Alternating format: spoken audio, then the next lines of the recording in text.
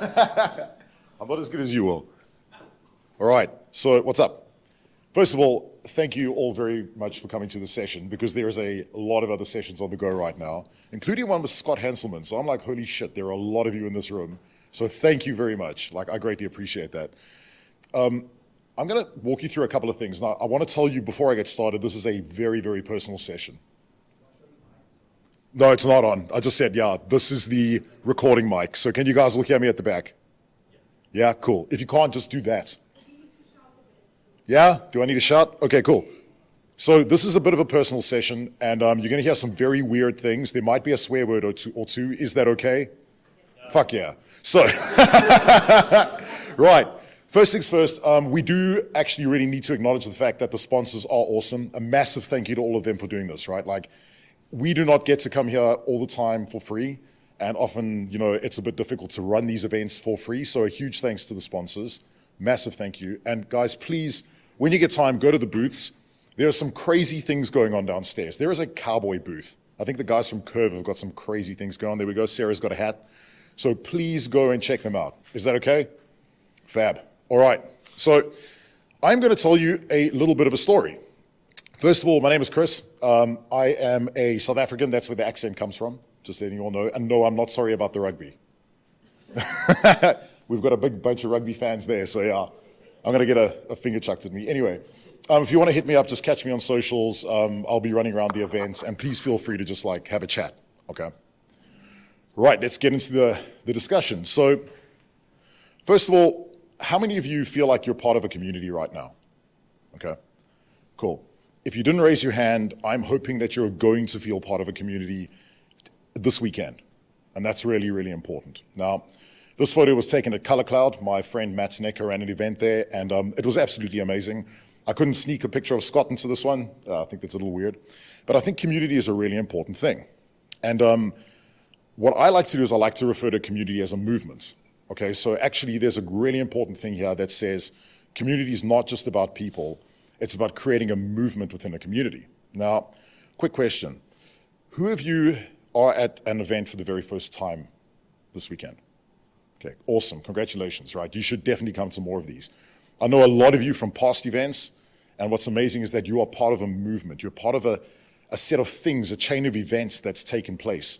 And actually, I think it's extremely exciting, right? Because being part of a movement is one of the most amazing things you can feel. And I feel like I'm part of a movement right now. And I do want to tell you this, right? Like, community and being part of a movement actually saved me. And legit, like, this is not a bullshit story, okay? I'm going to tell you some pretty crazy things. I would like it if what you hear today also you don't run around and tell everyone else. Is that okay? Cool. Yeah, well, yeah. Fair point. If you watch the video, don't tell anyone. Legit. And actually, I do want to share a true story. That photo was taken of me standing on, I don't know why the photo's moved, standing on a roof in somewhere in South Africa with a Batman shirt, because Batman's damn cool, okay? But community really did change the way that I kind of perceive things. And I want to tell you guys about it, because a lot of the time at these events, you come to see technical sessions, and I am a nerd. I have a lot of nerds in the room that I talk to every day. And yeah, I figured, you know what, I'll throw caution into the wind. And I ran the session at the Color Cloud event with Mats and Bjorn and co. And yeah, it went down okay, so let's see what happens today. So a couple of facts, right? Number one, I lived in South Africa. Again, that's where the accent's from. I had a relatively good job in SA, which was quite cool. So I was a techie. I've been in the Microsoft sphere for around like, I don't know, since 2008. So those of you that do Dynamics, that's CRM version 3 in timelines, the horrible gray one, before the baby blue one. I'd only ever left South Africa twice. So culturally, if any of you that know how South Africa works, it's extremely difficult to leave the country. You have to pay a lot of money, and we don't make a whole lot of money there as well. The average wage in South Africa, to give you a valid answer, is about 3,000 Rand a month, which is 150 pounds a month. So do some maths there. Okay, I wasn't earning that. I was really lucky to have a good job. I got into a lot of debt because I drank pretty much every day of my life. So probably around the age of about, I'd say, 20 years old, I was drinking every day. I wrote off 2 cars, right? One of them was pretty much driving down a very, very long road, and I was texting somebody, and I smashed into a barrier, and I nearly shot over a bridge.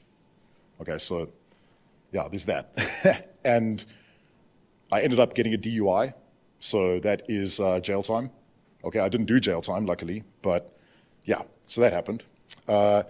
So I got myself into a lot of debt. I was a people pleaser, so all I did was running around trying to fix everyone else's problems. So I was the go-to guy at that point. They call it like a digital psychologist. So effectively what would happen is that I would go and like chat to people, and I got my fulfillment from trying to fix everyone else's bullshit, okay? Which was interesting, right? Because what happened there was that I ignored my own self-worth and my own emotions. So all I did was listen to everyone talk, and I would absorb their nonsense and try and fix all their issues, which was pretty scary at the time. I was pretty limited in my thinking. So when I grew up racist. So in South Africa, you're basically taught to hate people that don't look the same as you. So in my household, when people of a different color or creed got onto a TV, my stepdad had a little foam brick that he would throw at the TV. So when Nelson Mandela was speaking, he would like chuck it at the TV and say, you know what, like, that's not okay, like, you should not believe in this and what he says. So that was a real thing, right?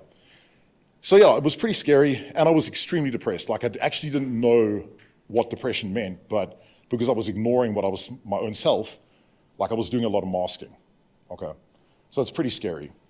So July 2024, after all the crap that went down in SA, I was like, screw this, I'm out. Like, I'm not staying here. Like, I'm not gonna live in this place anymore. I'm not putting up with like going through life feeling like this and feeling angry every day. Like, imagine sitting in traffic every day of your life feeling pissed off, every day. Like angry, right? For no reason. And then somebody would cut me off, I'm like, oh, stupid old person, or stupid this person, and I would like blame society for all the bullshit that was going on in my head, which is not okay, by the way. So I was like, screw it. I packed all my stuff. I'm not kidding. I threw all of my stuff in one bag. It was a 23 kilogram bag that I came to the UK with. I had £1,000 in the bank, no money. I didn't even have enough money to rent a house. Luckily, I had a job, okay? And I was really excited. A place called Mint Tulip, which is now a Sword Group, by the way. So got on a plane, didn't have a laptop. I had a broken Surface device type thing. That's all I had. I didn't even have a phone. And I was like, cool, you know, awesome. Get on the plane, bail, and these are the first photos I ever took when I was in the UK, the day I landed. I did not know a single person. Oh wait, I had my sister, but they were in between France and the UK. I didn't know anyone. So I didn't come here with friends. Like, I came here, quite literally, I stayed in a dude I know, his mom's like little half room. Basically, you could fit a single bed, that's all it was. And what's pretty amazing is that little champagne bottle at the top, that was the first house I rented. So what I did was I sold stuff in South Africa, then I drew money out of my credit card from cash machines at petrol stations, because they don't charge you for that. So I was walking around with £3,000 in a backpack in cash. It was wild, right? So yeah, if I got mugged, you know what would have happened. But what was interesting is that you'll notice that I didn't take any photos of myself, okay? And the reason for that is because I was so low, like I hated looking at selfies. In fact, it's only until about like last year, I think, that I actually started taking photos with groups and of myself with people, okay? And people that have known me for a long time, like Samir, you'll notice, like, I only ever started doing that recently, which is pretty crazy. And that's because of a lot of you, right? Like being in conversation with a lot of you.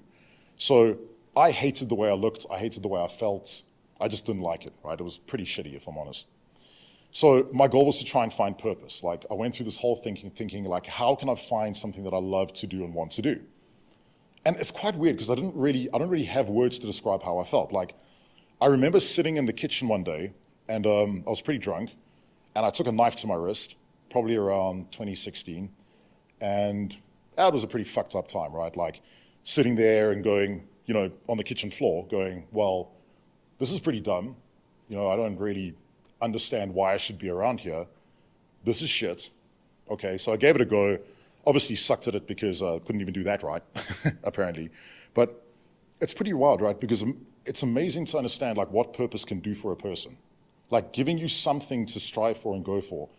It is amazing when you have that, okay? And just to tell you, to this day, like, I haven't tried that since, and I won't, because I have a shitload of purpose right now. And that involves a lot of you, just to let you know. But it was a horrible time, okay? And I felt pretty bad for my wife, because she was like, well, I didn't tell her a lot of it. And then I came out with it probably like 4 years ago, and she's like, damn, dude, you should have spoken to somebody. And I'm like, no, because I was so busy absorbing everyone else's crap and trying to fix everyone else, I kind of forgot about myself. So I did something weird. And around 2016, I was sitting at a table and I followed a lot of the MVPs. So people like Scott Durow, Andy Bibby. I just liked Joel Lindstrom. I loved what they were writing about. And I'm like, wow, these dudes are like really doing some cool shit with technology. And I like tech. Tech is a thing that I like to do in my spare time. I know a lot of people here like that write blogs in their spare time, that,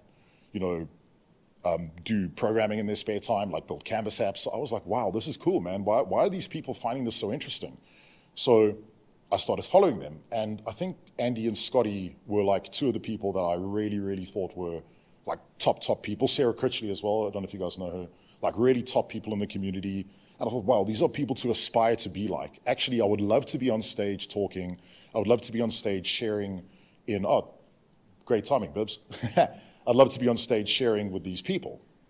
So something cool happened, is that I went to the Dynamics 365 user group in Reading. And this was the first photo I ever took. Like that was a photo that I took. I'd never done this before. I'm like, holy shit, I'm gonna take a photo of these people because they're so fucking cool, right? Like, let's do it. So I did. And I even remember that was one of the ones in London. So Joe was there, it was pretty cool. And I can't remember what happened, but Bibbs, maybe you remember better than I do, but I remember having this conversation and I went to the Birmingham user group and Andy said, hey man, do you want to speak? And I'm like, yes, I do want to speak. I didn't know what about. I'm like, yeah, but I'm keen to speak. Like I want to try this out, right? So I gave it a go. And I remember doing the session. This is the most wild story. It was my first ever session in the world that I did it on Microsoft Social Engagement, right? And what was pretty hilarious is my fly was down for half the session. So I'm like, oh damn. So instead of going, like just turning around and doing it up, I'm like, oh shit guys, my fly's down. I like stood there, did my fly up, like started laughing and he's cracking up, like half the audience are cracking up. I was blood red, like bright red. But like really just thought it was super funny, okay? And something I learned from that session, I'm like, actually, you can pretty much be yourself with these people. Like you can actually be yourself and you don't have to mask and bullshit. But I was still doing that though for a long time, like a very long time. And what I started to find interesting was that actually a lot of like preconceptions about me being who I was and what I was about kind of started falling away. But there were a couple of things that still needed to be conquered. So remember, I was still extremely racist, right? Like something in my brain had said to me from my upbringing, it's not okay, like it's okay to be like this. And it was a battle that I had for so many years, like so many years. And I was also very like set in my ways of like religion as well. So I still am Christian, just by the way, just a terrible one. But it's more like you have to follow these preconceptions of how life works. And these are the rules you have to obey. And you're never allowed to rip up the rule book. You're never allowed to do this or do that. You have to follow every single thing that people say. So this was the beginning of a pretty amazing transformation. So moving from like this really shitty, dark place of like not knowing what to do and not finding purpose to actually starting the process of finding purpose was amazing. Okay. And lots of things happened, right? So I spoke at the user group. I spoke at the London user group, which was terrifying, by the way. So that room in Paddington, I still remember. And I think it was Sarah or Matt Beard was at the back and they were like giving me time cards and I'm like, oh God, like what do I do? And I was sweating like crazy. I still get super nervous before sessions, by the way. It's just transforming nerves into excitement, which is an interesting thing. And then people started calling me up and saying, hey man, do you want to talk at this event? Do you want to talk at that event? And I'm like, well, yeah, I'd love to. Like there was no submission for speakers. You just like people contacted. And I was like, okay, this is cool. But this took a long time.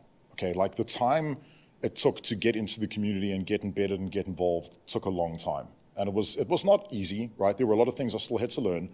But what I learned was actually showing up matters. And Bibb said to me some time back, like, I don't know if you'll remember this, but years ago, he's like, dude, just arrive. Like things will happen if you just arrive. And I started doing that. I remember actually at one user group, there was a speaker that didn't show up. And I was there and they said, hey, do you want to do this session? And I'm like, well, I'll give it a go. Like I don't have material, but I'll just give it a go and I'll do something. So I did the social engagement one again. And they loved it. They said this was a really good session. So I thought, cool, this is going to be something I do again and again and again. And it was just amazing like how the speaking journey transformed. And this year, I think alone, I've done 15 in-person events, something like that. Yeah, some of them I get paid to do by other companies, right? Which is pretty cool. So something else pretty cool happened, and I freaking wish Will was here. I want to kick his ass, but I know he's on a train. And I met Will Dorrington at Hitachi Solutions, and that was good, right? So Will and I vibed like we these giant tattooed dudes. Kyle came in from South Africa, so we brought him into the country. And what was amazing was that Will was one of the people that kind of like cracked my brain a little bit, because he taught me, he's like, hey man, I'm ex-Afghan, I've been in the army, I've gone through all this shit. He's covered in tattoos, I'm covered in tattoos. I'm like, this is cool, right? Like I've got a person that sort of looks like me. And then something happened. I started thinking about that with regards to things like racism and people of other color and creed and sex and all that type of thing.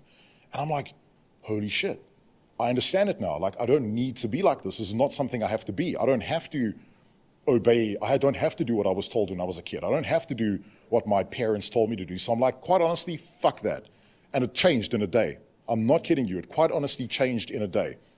And I thought to myself, this is amazing. And I can tell you, there was a pivotal moment when I met Will, and I remember sitting in a bar in London, Paddington. I think it was the Pride of Paddington, that sketchy station outside the pub, outside the Paddington station. It's really good. And I remember sitting there thinking, I was having a conversation with a person from Asia, a black dude, and a Scottish woman. I remember the conversation, and for the first time in my life, I didn't start thinking about, oh, this is what their backgrounds are, and this is the way they might be. It was just like a conversation, and that's where things started really changing. And also what was interesting was travel. So getting on the travel bus, like getting to go around the world and experience different cultures, like it was something that was really important. So going through that process of really being completely closed-minded to unlearning, and I don't know if any of you have ever tried this. Have you ever tried to literally reprogram your neural pathways to unlearn? It's hard. It is hard as shit, like let me tell you. Going backwards from something that's so deeply ingrained in you, okay, like depression, like racism, hate, to this different kind of thing where you don't think about that stuff anymore. It sort of changes you completely, right? So I had to learn to reprogram the way that I thought. So Will was a big part of that, right? Because Will was this crazy dude who just was like me. And all I wanted was to have people around like me. And then I realized actually that's all we want in general, is to have people around that are like us. So we have people to get along with. Then something else amazing happened. And my friend Samir came onto the picture. And this is important, right? And I don't think Samir knows he did this. So I'm going to make an analogy real quick. Like, has anyone ever watched the movie Lords of Dogtown? Okay, it's a skateboarding film. You all know what skateboarding is, right? Okay, this is important. So you will see all these people on the TV, like doing all these crazy tricks and at the X Games and stuff, but there has to have been somebody who invented those. Anyone know who he is? Nope, you don't, right? It's a dude called Jay Adams. Jay Adams invented all the tricks in skateboarding, but nobody ever told him that. Nobody ever gave him the recognition. I believe this dude is the reason that the Power Platform community is where it is today. And I'll tell you why. And I have a very valid reason for this. Samir is the guy in the background that invents all the tricks and makes the things happen and puts people in the right places and gets them to do things. And all those customer stories of the Power Platform, you know who orchestrated that? This dude. And he also orchestrated my movements into technology with Will and Kyle during the TDG phase. And I want to give him props, right? Can we just give Samir a hand? Is that okay? Thank you. Yeah.